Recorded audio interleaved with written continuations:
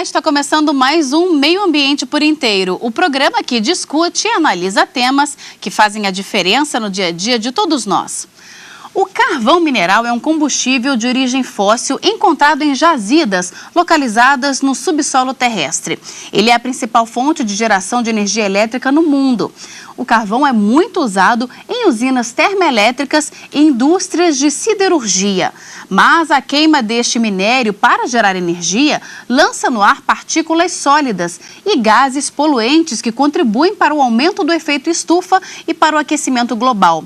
Apesar de não ser uma fonte de energia limpa, o carvão ainda é muito utilizado no mundo por questões econômicas, já que é uma fonte muito barata. As maiores reservas de carvão mineral no Brasil estão no Rio Grande do Sul, em Santa Catarina, Paraná e em São Paulo. Para falar sobre o carvão, eu recebo aqui no estúdio o professor do Departamento de Engenharia Florestal da Universidade de Brasília, Valdir Quirino. Olá, Valdir, seja bem-vindo ao nosso programa. Olá, prazer é meu estar presente aqui. Obrigada. Também está conosco o engenheiro químico e pesquisador da Embrapa Agroenergia, José Dilcio Rocha. Olá, José, seja bem-vindo também. Obrigado. Como é que o carvão se forma na natureza, José? O carvão mineral é um processo geológico. Ele se forma dentro da terra, ou seja, é matéria orgânica soterrada que passa por milhares de anos e milhões de anos em alguns casos, que é o mesmo processo que forma o carvão mineral, é o que forma o petróleo e o gás natural, que são todos combustíveis fósseis, né? Então, isso daí é o processo geológico. Agora, também tem o carvão vegetal, que é um processo que o ser humano produz, né, através do uso da biomassa, né? Então, o Brasil, ele usa muito pouco carvão mineral para geração de energia e o mundo usa muito, né? E o carvão mineral, dos poluentes, dos combustíveis, ele é o mais poluente. Já o carvão vegetal, o Brasil é o único que usa em larga escala no mundo inteiro, né? Claro que ele está muito relacionado com devastação das florestas, mas é um combustível fantástico, ele é renovável, né? E se ele for feito com sustentabilidade, ele é inclusive benéfico ao clima. Bom, então o Brasil, ele está em vantagem com relação ao mundo, porque temos uma produção muito grande do carvão vegetal, não é, Valdir? Se nós podemos usar o carvão vegetal como nós usamos hoje, né? Nós produzimos e consumimos aproximadamente 8 milhões de toneladas ano de carvão vegetal, onde mais de 90% é consumido na indústria. Isso faz com que a gente possa ter uma produção mais controlada com relação a emissões de poluentes. O processo é poluente desde que feito de formas não bem observadas, bem controladas. Você tem processos rústicos e processos mais sofisticados. E com o aspecto de usar na indústria e usar uma fonte de matéria-prima para produzir o carvão de melhor qualidade, nós podemos produzir o carvão também com menos poluição.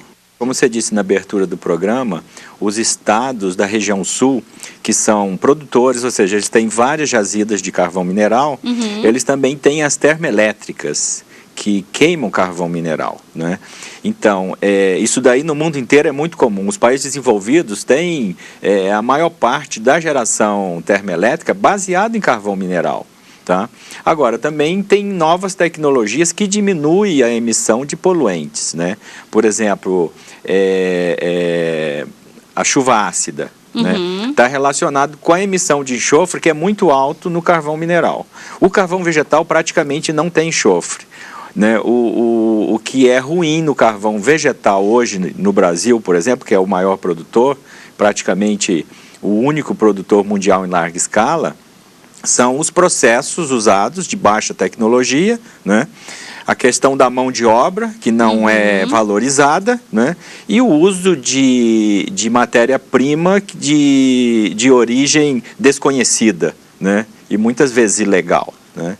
Então, o carvão vegetal, se ele for praticado, né, em termos tecnológicos, com agregação de tecnologia, né, e com as leis trabalhistas e de uma biomassa, de uma floresta plantada, certificada, seria um combustível fantástico, né?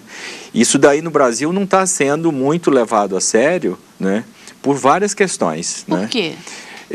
Eu vejo, não sei se Valdir concorda comigo, mas o governo, ele demonstrou um certo interesse em trazer esse setor que a gente chama de carvoejamento, né, que é a produção de carvão vegetal, né, trazer ele para uma legalidade, para uma agregação de tecnologia, né. Isso daí tem tido algumas ações por parte do governo. Por parte do setor produtivo, existem várias empresas que realmente praticam, né, tem uma produção limpa de carvão vegetal, né, mas tem uma grande quantidade de empresas que realmente não estão preocupadas com isso. Então, no meu ponto de vista, você tem erros tanto para o lado do governo quanto para o lado dos produtores, né, que são produtores, na verdade, além de carvão vegetal, que é um insumo, são produtores do ferro gusa, que é a matéria-prima para o aço. Imagina você, o aço produzido com carvão vegetal, ele é um aço verde, né? E o Brasil é o único no mundo que faz isso, né? Então, assim como a gente tem o programa do etanol combustível, que é modelo para o mundo inteiro, a gente poderia ter o programa do aço verde, né? Trazendo benefícios para a sociedade, porque gera postos de trabalho, gera emprego e gera renda, né? E para o meio ambiente, produzindo um insumo importante para a economia, que é o aço, né, com uma fonte renovável. Tem um aspecto extremamente importante. Veja bem, o Dilson falou muito bem da siderurgia a carvão vegetal. Nós temos hoje na siderurgia a carvão vegetal no Brasil uma grande parte que planta floresta para produzir carvão. Quando você pega uma matéria-prima que tem um custo de uma floresta plantada, você trabalha com processos de melhor rendimento. Isso diretamente repercute na baixa emissão de poluentes, porque você precisa ter uma conversão madeira-carvão melhorada para compensar o plantio de florestas. É aquela siderurgia que produz carvão, utiliza o carvão de florestas nativas, de fontes não de origem legal, é que tem o problema. Para mim, a raiz do problema é quando o próprio governo autoriza siderúrgicas a funcionarem sem ter garantia de um insumo básico, que é a madeira para produzir carvão. É o que acontece no Brasil, o que aconteceu no Brasil. Esse é o erro inicial que foi feito. E parece que agora se tenta corrigir isso. Tem que ter garantia de uma produção de carvão, de uma floresta plantada para produzir. Quando você faz isso, você planta uma floresta, você vai querer utilizar processo de melhor rendimento, com mais baixa emissão. Você vai investir para você trabalhar com o marketing verde, que eles usam, ou produzir um ferro verde, um aço verde. Né? Então, a raiz está por aí. Né? Nós quisemos, no passado, incentivar a indústria, né, de gusa, de ferro, de produção de ferro, sem garantia de insumo. Né? Então, hoje nós estamos correndo atrás desse prejuízo. Então, esse é o problema básico da coisa. Mas os processos limpos ou de baixa emissão já existem. Né? A qualidade do carvão mineral e do carvão vegetal é a mesma? Eles são de origem diferente. Por exemplo, o enxofre. Carvão mineral tem enxofre, carvão vegetal não tem. Então, quando você queima... Tem aquele problema da chuva ácida. Você tem a emissão de óxidos de enxofre que pode produzir a chuva ácida. É a reação do enxofre, né, que é emitido, na verdade, os óxidos de enxofre que são emitidos durante a queima do combustível, e quando ele entra em contato com a atmosfera, por exemplo, quando chove, né, a água da chuva, ela reage com esse óxido e forma praticamente ácido sulfúrico, né? Então, isso daí é um fenômeno poluente muito grave, tá? Mas não é só isso. Por exemplo, a questão da mineração do carvão mineral, ela é também de grande impacto, né? Assim como a derrubada de uma floresta, né? Na verdade, no Brasil, praticamente não se derruba floresta para produzir carvão vegetal. Na verdade, o carvão vegetal produzido da derrubada de uma floresta é até um aproveitamento daquela matéria-prima. No Brasil se derruba floresta para a expansão da pecuária, por exemplo, né? Para a extração de madeira que tem valor comercial, né? Que é um comércio muito aquecido, né? Ou seja, a gente tem alguns efeitos, né? E algumas causas que às vezes não estão bem relacionadas. De qualquer forma, o país ele tem que usar o carvão mineral que existe lá no sul. Eu acho que é uma riqueza do país e ele tem que usar. Agora, tem que usar a tecnologia que realmente diminuem a poluição, né? E tem que usar o carvão vegetal. Inclusive, eu defendo que se aumente o uso do carvão vegetal, né? Eu defendo, inclusive, a formação de um fundo para que os produtores de carvão vegetal e os consumidores de carvão vegetal possam ter benefícios dessa tecnologia fantástica, que realmente é muito tradicional, né? Os fornos, eles são grandes emissores de metano, que é inclusive pior do que o CO2 como gás de efeito estufa. Mas, de qualquer forma, a gente tem tecnologia hoje brasileira para solucionar todos esses problemas. Lá na Embrapa, a gente tem feito estudos relacionando todas essas tecnologias, e Valdir também conhece isso já de longa data, né?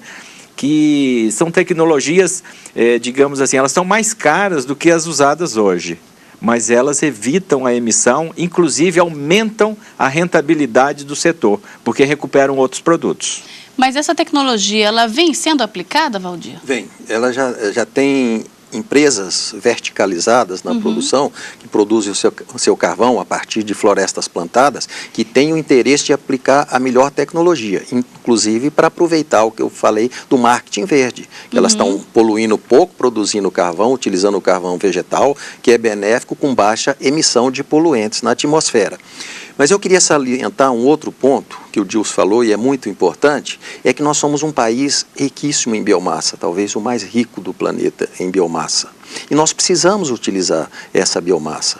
Nós podemos produzir o carvão de madeira, mas podemos produzir o carvão de várias outras biomassas, de resíduos de biomassa, que hoje nós estamos deixando de lado. Por exemplo, uma cidade como Brasília, de onde nós estamos falando, não aproveita o resíduo de poda do Distrito Federal. Isso são milhares de metros cúbicos de madeira que hoje ainda não se encontrou uma boa maneira de dar aproveitamento. Uma das formas de aproveitamento seria o energético, seria gerar um carvão de boa qualidade para utilizar com baixo impacto ambiental, baixa eliminação de poluentes na atmosfera. Então, eu estou dando exemplo de Brasília, mas isso acontece em várias capitais ainda, tem lugares que estão conseguindo aproveitar. E não é só esse tipo de resíduo, nós temos vários outros tipos de resíduo ligados à nossa agricultura, o país agrícola, muitos resíduos, até dos desmatamentos necessários para a criação de hidrelétricas, etc. Nós temos que aproveitar isso. Então, nós podemos produzir muito mais carvão do que hoje nós produzimos. E, na verdade, nós já chegamos a isso. Nós estamos na faixa dos 8 milhões de toneladas e já passamos de 10 milhões em alguns anos anteriores, né?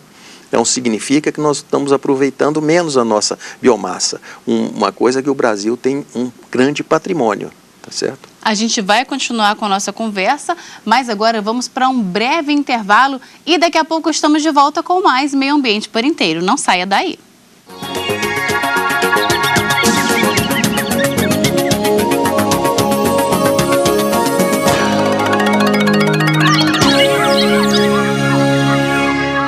Estamos de volta com o Meio Ambiente por Inteiro, que hoje fala sobre o carvão. Participam do programa o professor do Departamento de Engenharia Florestal da Universidade de Brasília, Valdir Quirino, e o engenheiro químico e pesquisador da Embrapa Agroenergia, José Dilcio Rocha. Antes do intervalo, a gente começou a conversar sobre o aproveitamento de biomassa para a produção de carvão. Agora a gente vai conhecer um pouco do trabalho realizado pela Universidade de Brasília para a produção de carvão vegetal, que é muito menos poluente que o carvão mineral. Veja só.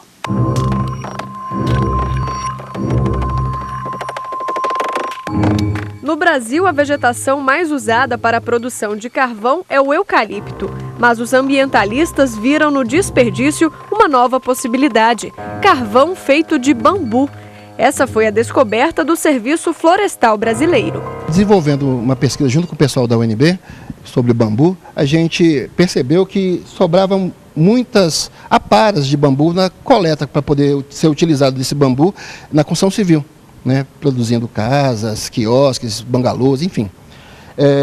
E essas aparas, quando não eram utilizadas para outra finalidade, como artesanato ou qualquer uma outra que seja, ficava lá jogando fora, apodrecendo. Então, se está desperdiçando material que é um combustível e eu posso produzir carvão com ele, porque é uma biomassa vegetal, né?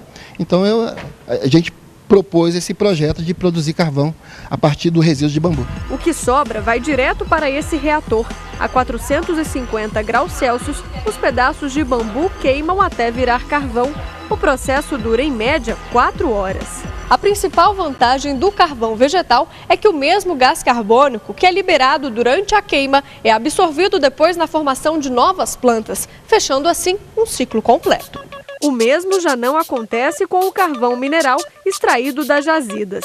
A grande vantagem do carvão vegetal é que, basicamente, o que ele emite na sua queima é CO2 e água, né? Uma combustão completa é isso. Mas o CO2 que ele está liberando, ele depois vai ser reabsorvido para poder formar novas plantas. Tá? E ele não estava estocado lá, ou seja, a planta cresceu, absorveu um CO2 que estava na atmosfera, vai formar aquela planta, e quando eu cortar essa planta e for queimá-la diretamente ou fazer um carvão, né, e for queimar esse carvão, ele vai liberar CO2 que anteriormente tinha sido absorvido para poder formar a planta. Já o mineral não, o mineral, o CO2 que vai ser emitido é de um material que estava estocado há milhares de anos. Então, ele quando eu queimo um material fóssil, tipo petróleo, tipo carvão mineral, eu estou liberando uma quantidade muito, mas muito grande de CO2 na atmosfera. A indústria siderúrgica usa boa parte do carvão mineral produzido no país e importado de outros lugares do mundo. No Brasil, ele é famoso, né, mundialmente pela produção do carvão vegetal, principalmente para poder produzir ferro. Né? O ferro no Brasil é basicamente feito utilizando o carvão vegetal.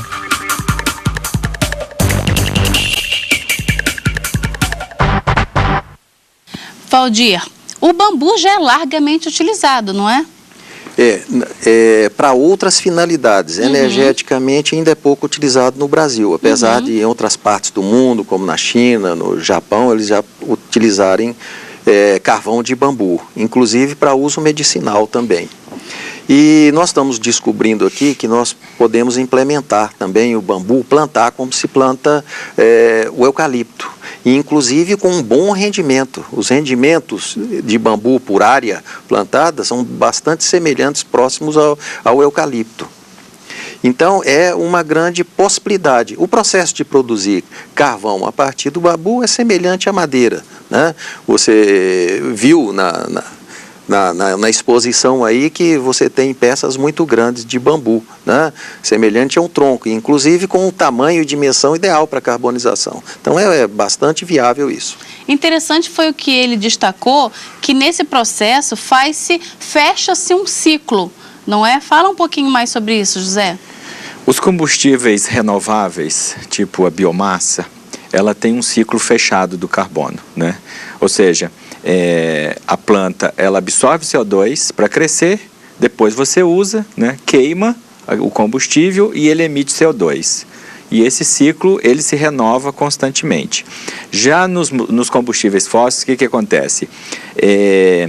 O combustível está lá aprisionado dentro da terra, né? Ele é extraído e é queimado, né? Então esses gases que são produtos da combustão desses combustíveis vão para a atmosfera e não voltam, né? Então o que nós estamos fazendo em uma taxa muito rápida é justamente, né, que a gente fala tecnicamente que é volatilizar o carbono que a Terra levou milhões de anos para sequestrar. É justamente nesse processo. Quando você abastece seu carro com gasolina, com diesel de petróleo, né, ou quando uma termoelétrica queima carvão mineral, ela está jogando o carbono, né, aprisionado, né, na forma gasosa para a atmosfera. Já quando a gente usa um combustível renovável, seja ele biodiesel, etanol, né, o carvão vegetal, nós estamos realmente praticando um ciclo fechado do carbono. essa questão da emissão de gases poluentes quando você queima o carvão mineral é complicado porque aqui no Brasil a gente não tem nenhuma legislação que limite a emissão de CO2, não é? Na verdade, você tem legislação, sim, já que aborda esses temas, né? O problema é a composição do carvão mineral, que é muito mais complexa e tem elementos químicos muito mais variados e com capacidade poluente maior do que tem na madeira. Sim. Tá certo? Uhum. E o problema da poluição com relação a CO2 é que não se fecha o ciclo, porque o ciclo dos fósseis, do carvão mineral, do petróleo, ele leva milhões de anos para ser formado. Uhum. E quando nós utilizamos, nós liberamos em poucas horas, poucos dias, nós estamos jogando lá. Só que ele vai demorar milhões de anos para ser reabsorvido. Por isso é que nós consideramos que esse ciclo não é fechado. Então aí é que está o problema. Na natureza, nas plantas, as florestas de bambu ou de eucalipto, você com 2, 3 anos já formou para cortar novamente. Então você queima e ela crescendo absorve o CO2, porque as plantas são formadas com CO2 e água também, né? E os micronutrientes que ela tira do solo, tá certo? Vocês falaram que existem tecnologias e enfatizaram que muitas empresas já estão utilizando tecnologia para que não haja essa liberação tão forte de gás carbônico na atmosfera. Você pode citar uma ou outra tecnologia dessa que já é largamente utilizada, José? A questão da diminuição das emissões na queima de carvão mineral, o interessante é que uma possibilidade é queimar carvão mineral e carvão vegetal juntos, né? Isso em inglês chama co-firing, mas é uma queima conjunta, né? Isso daí possibilita grandes reduções das emissões, né? Por incrível que pareça, tá? É uma tecnologia que está sendo usada em várias partes do mundo e que no Brasil, inclusive lá na Embrapa Energia, nós estamos iniciando um projeto com uma grande termoelétrica que queima carvão mineral, né, para queimar biomassa junto, né, que pode ser biomassa na forma natural ou pode ser ela torrada ou carbonizada na forma de carvão vegetal, né. E aí o Valdir falou da questão dos resíduos agrícolas, né? O Brasil, que é um grande produtor agrícola, também tem muito resíduo, né? E a gente aproveita muito pouco esses resíduos, né? Então, outro foco do nosso trabalho é justamente aumentar o uso desses resíduos, né? Então, tecnologias como pelletização, né? Como briquetagem, né? E a própria carbonização e a torrefação a gente tem usado e a gente vê que o setor produtivo tem absorvido muito rapidamente todas essas soluções, que é uma demanda mundial por combustível, por energia mais limpa. E como esses resíduos poderiam ser melhor aproveitados, Valdir? Hoje nós nos preocupamos na pesquisa de aproveitamento dos resíduos de biomassa, de uma forma geral, é tratá-los para colocá-los de uma forma mais rentável nos procedimentos, nos processos de aproveitamento, né? Então, nossa preocupação hoje é homogeneizar os resíduos. O Dilson falou da briquetagem, da pelletização, são tratamentos para a gente condensar a energia dos resíduos de biomassa. Naturalmente, os resíduos são muito heterogêneos, geralmente associados com umidade, e uma variação de forma, de tamanho, de granulometria muito grande. Então, a nossa preocupação hoje na pesquisa é melhorar a qualidade desses resíduos, homogeneizá-los para aproveitar nos processos.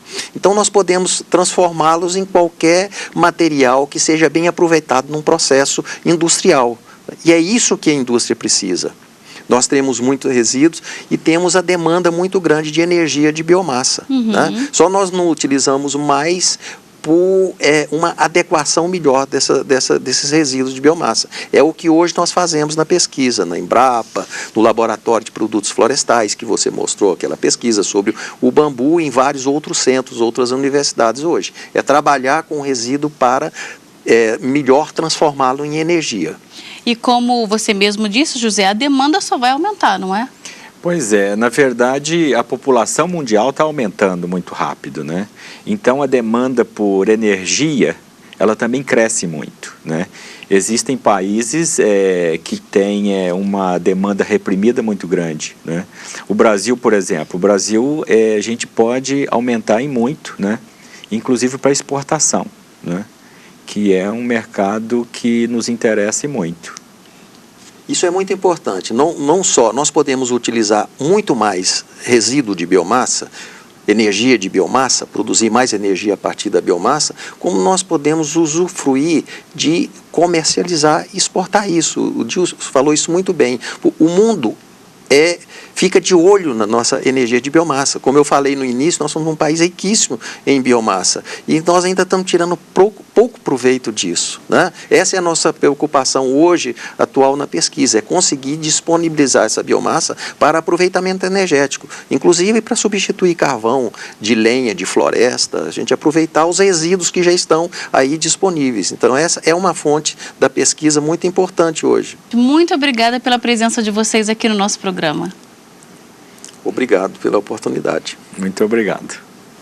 E nós ficamos por aqui, mas na semana que vem a gente volta a se encontrar em mais um Meio Ambiente por Inteiro. Se você quiser enviar alguma sugestão para a gente, anote o nosso endereço, meioambienteporinteiro@stf.jus.br. Muito obrigada pela sua companhia e até o próximo programa. Tchau!